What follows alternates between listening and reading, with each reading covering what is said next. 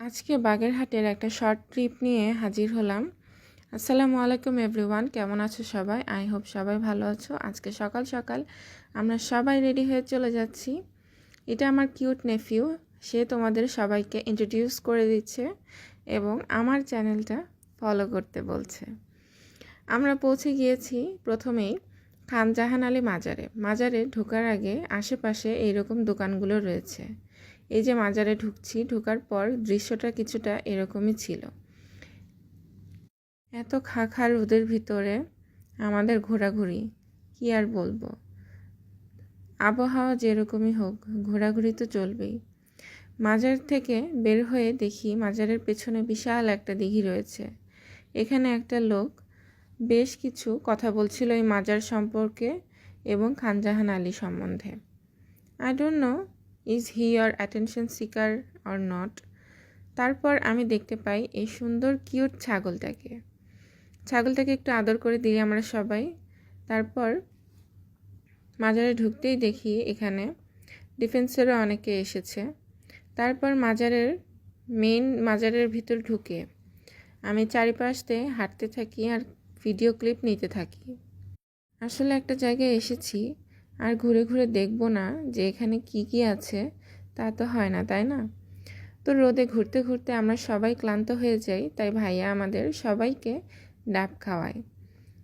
ডাব খেতে ভীষণ ভালো লাগলো সবার। ডাব খাওয়ার পর তারপর আমরা এখন চলে যাচ্ছি ৬০ গম্বুজ মসজিদে। আর যে বলেছিলাম একদিনের ট্রিপ, একদিনের ভিতরেই আমরা আজকে বাগেরহাটটা ঘুরে দেখব। এখানে টিকিট কাটার পর আমরা ৬০ গম্বুজ মসজিদের প্রবেশদ্বার দিয়ে ঢুকে পড়ি। ঢুকে আমরা এখন পুরো চত্বরটাকে আগে ঘুরে ঘুরে দেখব। প্রথমেই আমাদের সামনে পড়ে বাগেরহাট জাদুঘর। আমরা বলেছি আমরা এখন যাব না, সবার শেষে যাব।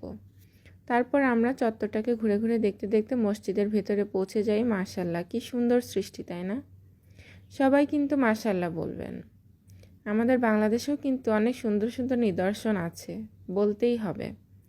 মসজিদটা এত শান্তির একটা জায়গা, এত স্নিগ্ধ পরিবেশ, কি বলবো। খুবই পরিষ্কার পরিচ্ছন্ন। এই যে মসজিদের ভিতরে ঢুকতেই দৃশ্যটা কিছুটা এরকম। এখানে কিন্তু অনেকেই নামাজ পড়ে।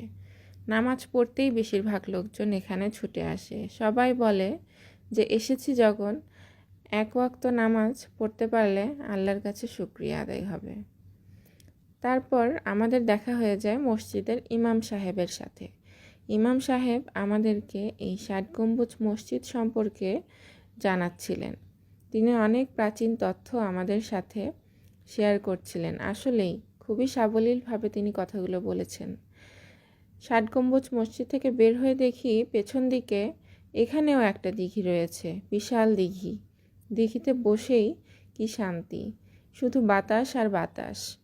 তারপর কিছুক্ষণ জিরিয়ে নিয়ে আমরা আবার মসজিদের চারপাশ দিয়ে ঘুরে দেখতে থাকি যে মসজিদটা আসলে কি সুন্দর। আসলে আমি যতবার সুন্দর বলবো কম হয়ে যাবে। তারপর মসজিদ থেকে বের হয়ে আমি আবার একটা ক্লিপ নেই। তারপর দৌড়ে দৌড়ে চলে যাচ্ছি এখন বাগেরহাট জাদুঘরে।